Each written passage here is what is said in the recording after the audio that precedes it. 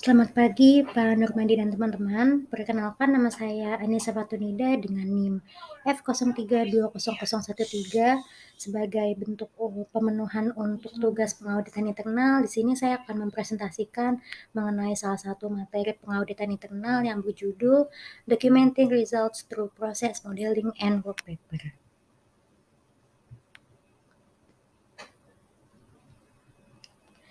Baik, di sini sebab yang pertama yaitu internal audit documentation requirement. Nah, internal auditor itu sebagian besar menghabiskan waktu mereka untuk mereview catatan, melakukan analisis berdasarkan catatan yang udah direview sebelumnya, dan juga mewawancarai berbagai tingkatan karyawan di sebuah perusahaan untuk mendapatkan sebuah informasi.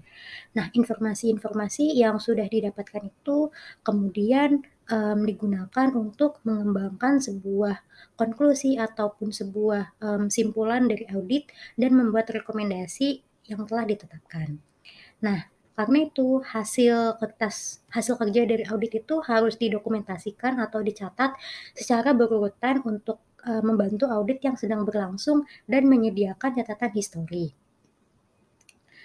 Nah, dokumentasi audit internal di sini itu mengacu kepada laporan audit yang dipublikasikan, rencana tindakan, rencana materi lain yang mendukung kertas kerja audit, kemudian rangkuman atau risalah rapat penting, terus materi alat dan teknik audit berbantuan komputer atau CAATT, dan juga data dan informasi lainnya untuk mendukung kebutuhan audit internal tersebut. Nah, dokumentasi audit internal ini kalau tidak dipertahankan selamanya, tetapi nantinya bakalan ada standar yang akan mengatur untuk penyimpanan minimum dokumen tersebut. Untuk internal audit sendiri itu jangka waktu sebuah dokumen untuk dipertahankan atau disimpan di dalam sebuah perusahaan itu minimum 7 tahun setelah laporan audit diterbitkan.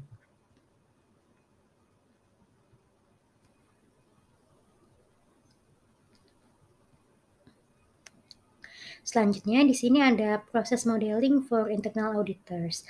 Nah, proses modeling sendiri itu merupakan sebuah peta yang membantu para internal auditor untuk menavigasikan melalui pengawasan aktivitas sebuah perusahaan. Nah, model ini digunakan oleh internal auditor untuk mengumpulkan informasi yang lebih terperinci, seperti contohnya syarat input dan output antara pemilik proses, kemudian aktivitas yang mengubah input pemasok menjadi output yang nantinya akan memenuhi persyaratan pelanggan, dan sistem umpan balik dan pengukuran yang diperlukan untuk membuat proses tersebut itu bekerja. Nah, di sini ada bagian yang pertama itu understanding the process modeling hierarchy. Nah, di sini terdapat 6 bagian yaitu sistem, proses, aktivitas, tugas, pelanggan eksternal, dan juga pelanggan internal. Di sini sistem sendiri itu maksudnya adalah sebuah proses yang saling terhubung antara satu dengan yang lainnya. Lalu proses ini adalah aktivitas terkait yang sedang berlangsung di dalam suatu sistem tersebut. Nah, untuk aktivitas sendiri merupakan bagian kecil dari proses yang sedang dilakukan. Lalu tugas ini merupakan langkah-langkah yang diperlukan untuk melakukan suatu aktivitas agar menjadi selesai. Lalu pelanggan eksternal itu adalah sebuah entitas di luar unit yang menerima produk.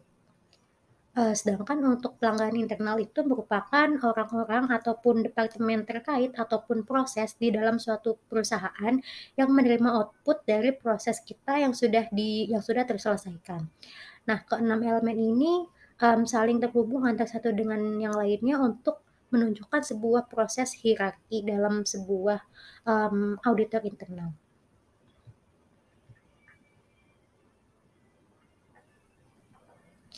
Nah, di sini terdapat contohnya sebuah simple process model di mana terdapat 4 entitas yaitu supplier, enterprise process, customer, dan juga measurement system. Jadi di sini contohnya adalah supplier itu dia akan memberikan sebuah input kepada proses perusahaan atau enterprise process yang nanti akan berbentuk output kepada customer. Nah, customer nanti akan memberikan sebuah umpan balik atau feedback kepada measurement system yang nantinya measurement system tersebut akan dikembalikan kepada supplier dan begitu proses yang terjadi secara seterusnya. Nah, tapi dari customer tersebut akan memberikan sebuah requirement kepada proses enterprise untuk diberikan kepada supplier sehingga supplier dapat memberikan input yang sesuai dengan apa yang diinginkan oleh customer.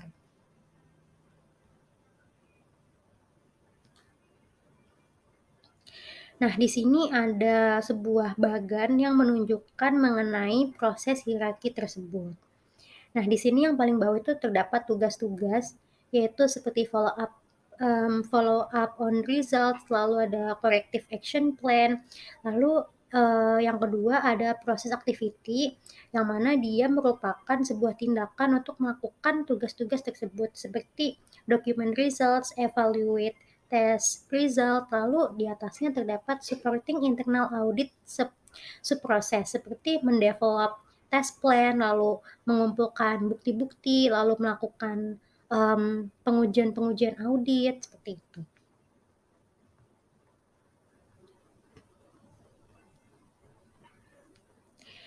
Nah, di sini selanjutnya ada describing and documenting work process, di mana tujuan dari aktivitas ini adalah untuk menggambarkan aliran input dan output antar aktivitas. Lalu audit internal juga harus mengembangkan sebuah standar diagram yang terdiri dari diagram alur dan deskripsi singkat untuk digunakan dalam menggambarkan proses perusahaan dan pengendalian internal sebuah perusahaan. Nah, dua pendekatan yang digunakan adalah bagan alir proses input atau output dan juga bagan alur proses deskripsi arus kerja. Nah, di sini ada contoh di mana bagannya itu merupakan bagan alir proses input dan output. Nah, di sini contohnya. Itu inputnya itu adalah sebuah assembly di mana nantinya akan menjadi output berupa paint. Lalu di sini terdapat sebuah contoh bagan yang mana menunjukkan workflow dari atas, yaitu penerimaan pembayaran, pengecekan pembayaran, sampai nantinya berubah menjadi output, di mana outputnya itu merupakan menginformasikan kepada customer.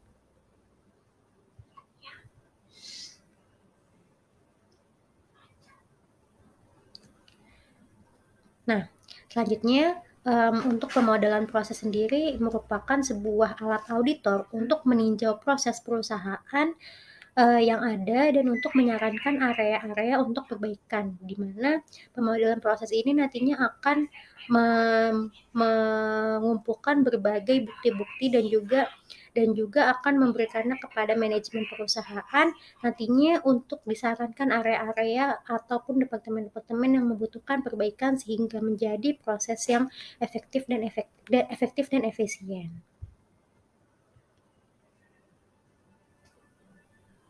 Nah, selanjutnya di sini ada internal audit documentation requirements. Di sini terdiri dari berbagai bagian, yaitu yang pertama work paper function, yang kedua work paper standar, yang ketiga work paper format, dan yang terakhir work paper format itu terbagi menjadi dua.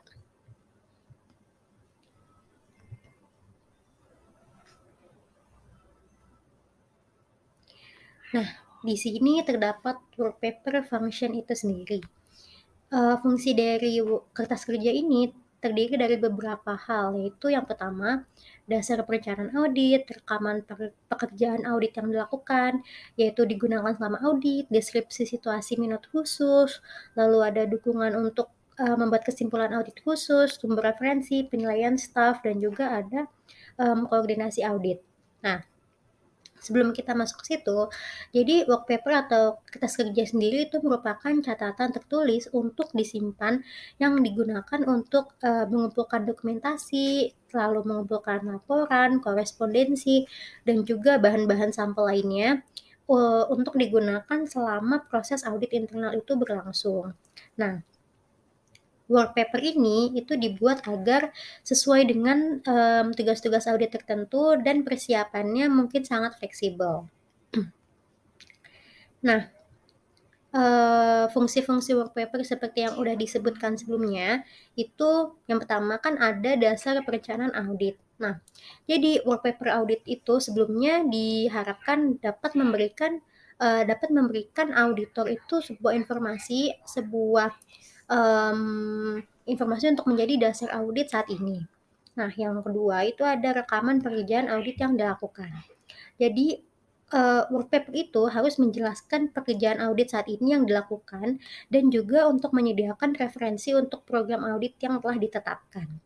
Lalu yang ketiga, digunakan selama audit. Jadi work paper ini itu harus digunakan selama proses audit yang ditetapkan itu berlangsung. Nah, yang keempat itu ada deskripsi situasi minat khusus. Yang kelima, dukungan untuk kesimpulan audit khusus. Yang keenam, sumber referensi, di mana sumber referensi ini diharuskan untuk dapat menjawab pertanyaan-pertanyaan tambahan yang nantinya akan menjadi potensial pertanyaan yang akan diajukan oleh manajemen ataupun auditor eksternal. Lalu yang ketujuh, ada penilaian staf, di mana di sini kinerja anggota staf itu selama audit direfleksikan secara langsung melalui kertas kerja di sini. Lalu yang terakhir ada koordinasi audit.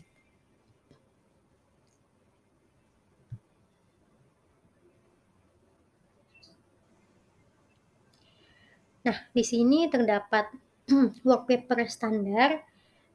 Terdapat 6 standar kertas kerja, yaitu yang pertama relevansi dengan tujuan audit, yang kedua kondensasi detail, ketiga kejelasan presentasi, keempat akurasi pada kertas kerja, yang kelima tindakan pada item terbuka, dan yang terakhir ada standar bentuk. Jadi sebenarnya nggak ada format khusus untuk kertas kerja audit internal. Yang ada itu hanya sebuah standar, di mana standar ini akan dijadikan sebuah acuan bagi para auditor internal. Nah, work paper atau kertas kerja ini itu tidak dirancang untuk bacaan umum atau sebagai laporan manajemen audit non internal, tetapi dirancang untuk mendukung audit internal individu dan dapat digunakan oleh anggota lain dari fungsi audit internal. Nah, standar work paper audit internal itu harus mencakup ke-6 hal yang sudah disebutkan sebelumnya, yaitu yang pertama itu terkait dengan relevansi dengan tujuan audit. Jadi tujuan audit itu harus relevan, harus berkesinambungan, harus saling berhubungan dengan keseluruhan penugasan audit yang telah ditetapkan. Lalu yang kedua itu ada kondensasi detail, di mana sejumlah besar data dan informasi terperinci itu harus dirangkum dengan sangat hati-hati dalam sebuah work paper untuk lebih menggambarkan aktivitas audit yang dilakukan. Lalu yang ketiga, kejelasan presentasi, di mana auditor dan pengawas atau supervisor itu dia harus meninjau presentasi kertas kerja atau work paper secara berkelanjutan terus-menerus dan membuat sebuah rekomendasi untuk perbaikan dari proses atau dari model yang telah ditetapkan. Lalu yang keempat ada akurasi kertas kerja. Jadi penting untuk membuat jadwal audit dan data kuantitatif lainnya, sehingga kertas kerja itu akan saling akurat antara satu dengan yang lainnya. Yang kelima, tindakan pada item terbuka. Yang keenam, standar bentuk.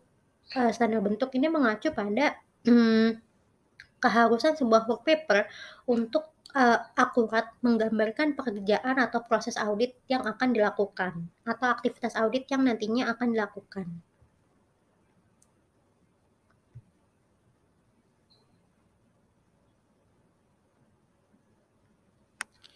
Nah, selanjutnya di sini ada work paper format. Jadi work paper document organization itu ada 3, yaitu ada file permanen, file administratif, dan file prosedur audit.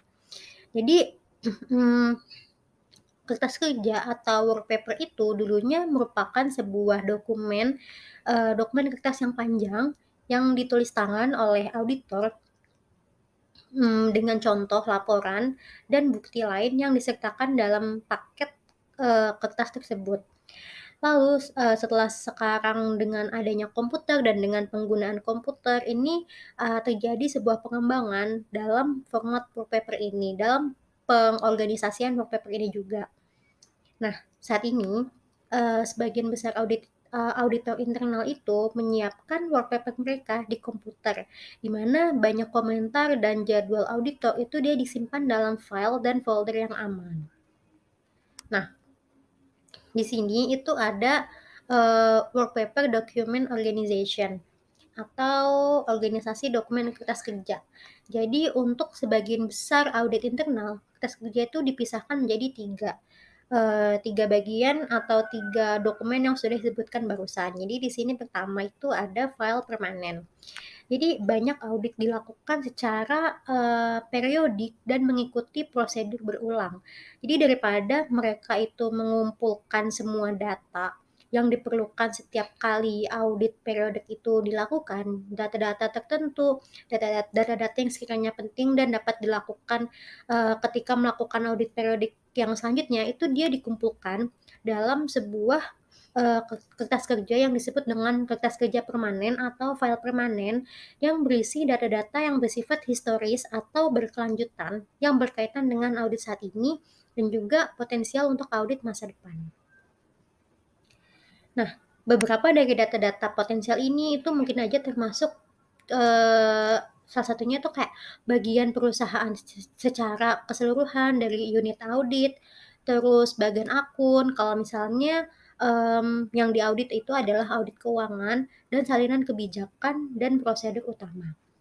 Kemudian ada salinan laporan audit terakhir, kemudian program audit yang digunakan dan komentar tindak lanjutnya, lalu ada laporan keuangan tentang entitas serta data analitik lain yang nantinya itu akan berpotensi untuk berguna sebagai informasi mengenai unit audit seperti, deskripsi produk utama, proses produksinya, dan hal-hal lain yang diberitakan. Kemudian termasuk juga informasi logistik untuk membantu auditor berikutnya, termasuk catatan tentang logistik dan pengaturan keberjalanan logistik tersebut. Lalu yang kedua itu ada, file administratif. Jadi, meskipun file administratif kertas kerja ini dia terpisahkan, itu mungkin tidak diperlukan untuk audit yang lebih kecil. Bahan kertas kerja administratif yang umum itu yang sama itu dia harus digabungkan dalam semua set kertas kerja audit. Jadi nggak cuma satu auditor atau review terbatas aja. Jadi materi ini tuh nantinya bisa dikompil, dijadikan satu ke dalam sebuah kertas kerja tunggal. Lalu yang terakhir di sini ada file prosedur audit, di mana file ini biasanya yang terbesar untuk semua audit dan mengandung elemen-elemen. Nah, jadi elemen-elemen yang terkandung itu kayak misalnya daftar prosedur audit yang telah selesai, kemudian kuesioner yang telah selesai juga, lalu ada deskripsi prosedur operasional, peninjauan aktivitas, analisis dan jadwal yang berkaitan dengan laporan keuangan, lalu ada juga dokumen perusahaan, temuan, lembar poin, catatan pengawasan, atau draft laporan yang secara keseluruhan.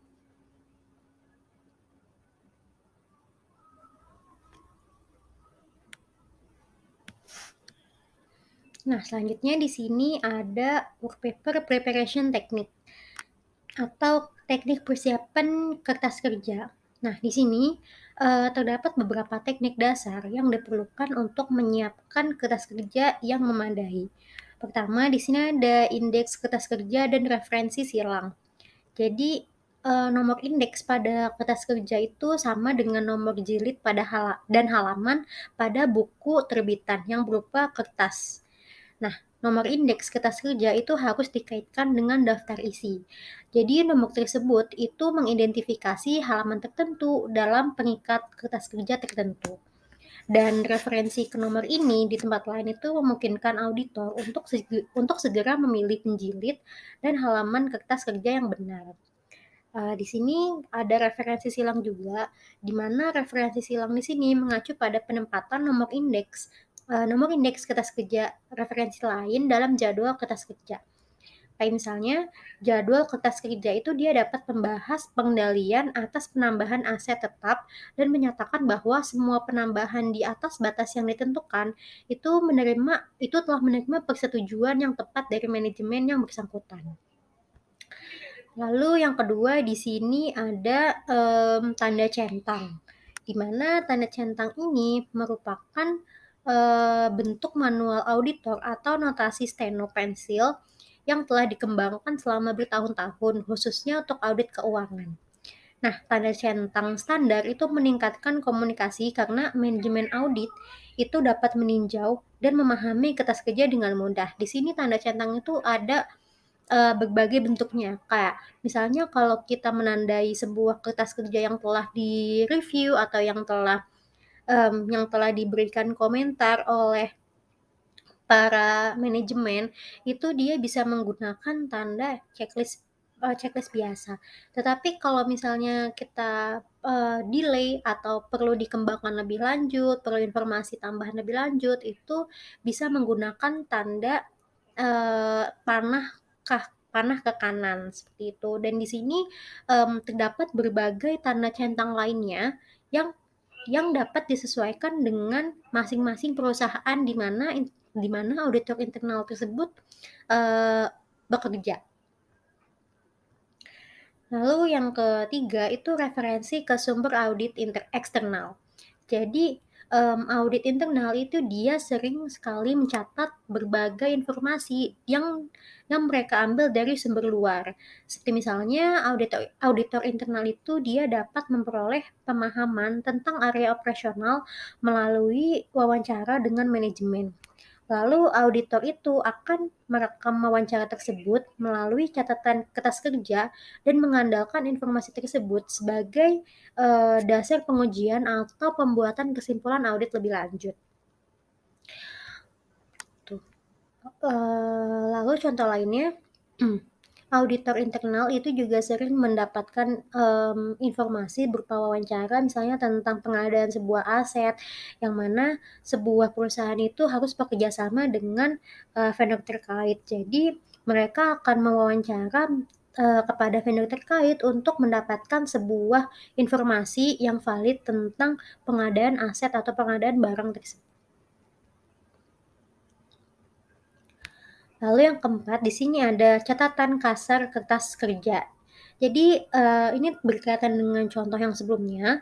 Jadi saat melakukan wawancara itu auditor internal sering membuat sebuah catatan-catatan yang kasar yang ditulis dalam bentuk steno pribadi yang hanya dapat dibaca oleh penulis atau oleh auditor tersebut.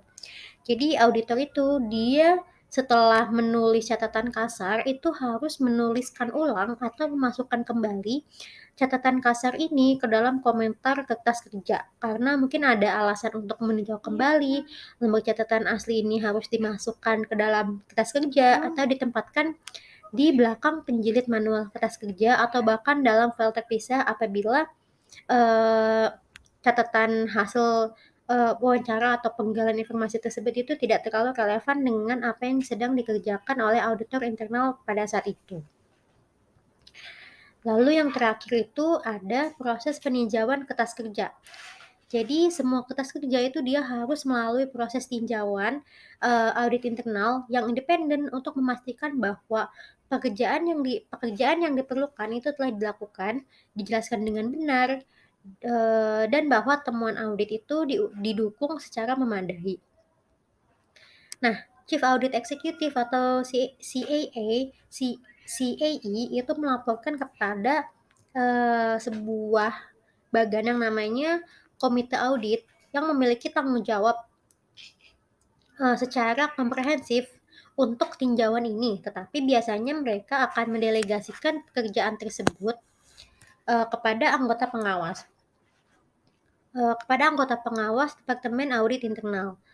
Nah, bukti dari pengawasan review hasil dari audit internal ini harus terdiri dari paraf, paraf dari komite audit tersebut atau pengawas departemen audit internal, dan tanggal reviewer pada setiap lembar kertas kerja yang direview.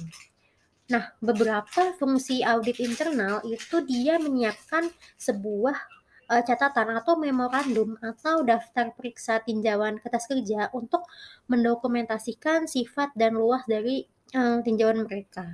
Karena pasti hasil dari kertas kerja yang harus direview itu sangat banyak sehingga mereka harus menyiapkan sebuah memorandum atau daftar periksa yang mendokumentasikan pereviewan mereka tuh sampai di mana.